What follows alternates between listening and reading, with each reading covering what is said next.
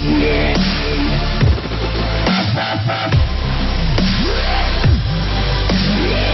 Eugene Scott, August 1 at 8 a.m. Email the author. The Justice Department plans to launch a religious liberty task force that Attorney General Jeff Sessions says will help ensure that the rights of people of faith are protected in a country he says has become less hospitable to them.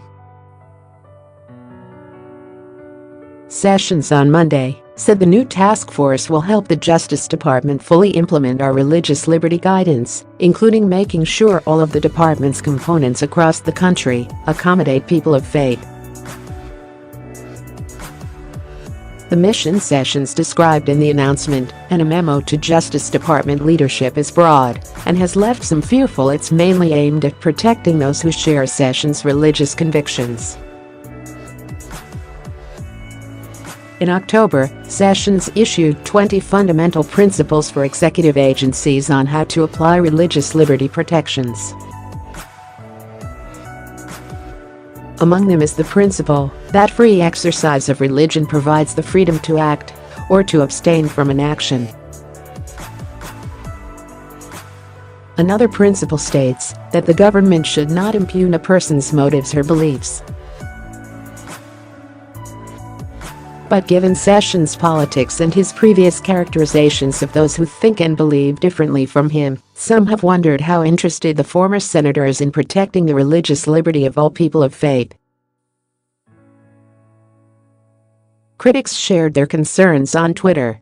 A religious liberty task force would be great for people who are actually attacked in their places of worship: Sikhs, Muslims, and Black Christians.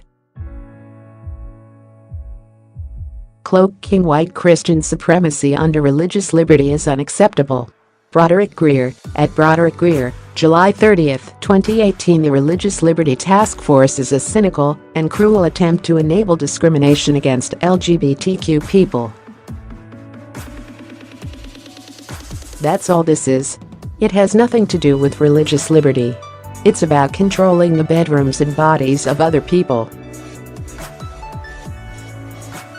It is opposite of freedom plus faith. Charlotte Clamero, at Climber, July 30, 2018. People are always asking me to do futurist predictions, so here goes. I'm gonna go out on a limb and guess that the new Religious Liberty Task Force won't work on hate crimes and the surge in persecution of Muslims, Jews, Sikhs, and other religious minorities. Okay, somebody pay me. N.K. Jemison, at Jemison, July 30, 2018. Although Sessions claims that the United States is less hospitable to religious people, the fact is that most Americans are religious. According to the Pew Research Center, more than 76% of Americans are associated with a religion. In fact, the vast majority, more than 7 in 10, are Christians. It is true that most Americans, and most Christians, aren't conservative Christians like the white evangelicals who largely supported Donald Trump. And that may be Sessions' greatest concern. In his announcement of the task force at a Justice Department summit on religious tolerance, he said, "Let's be frank, a dangerous movement, undetected by many but real, is now challenging and eroding our great tradition of religious freedom." There can be no doubt. It's no little matter. It must be confronted intellectually and politically and defeated. This election, this past election, and much that has flowed from it, gives us a rare opportunity to arrest these trends and to confront them.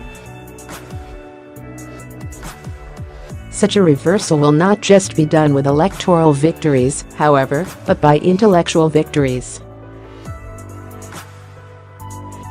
Sessions is not alone in his fears about the persecution of religious Americans. Trump supporters helped send the political novice to the White House, in part because of cultural anxiety, which includes the belief that changes in society are making conservative Christianity less prevalent and therefore less dominant in social impact. Results from a 2017 survey from the Public Religion Research Institute revealed that white evangelicals think Christians face more discrimination than Muslims. And they were the only major Christian denomination to believe that. This fear of persecution among the Americans most likely to support President Trump probably influenced Sessions' desire to set up an initiative to protect them. But that decision has left some of those outside of his political and religious tribes to wonder whether he can protect them.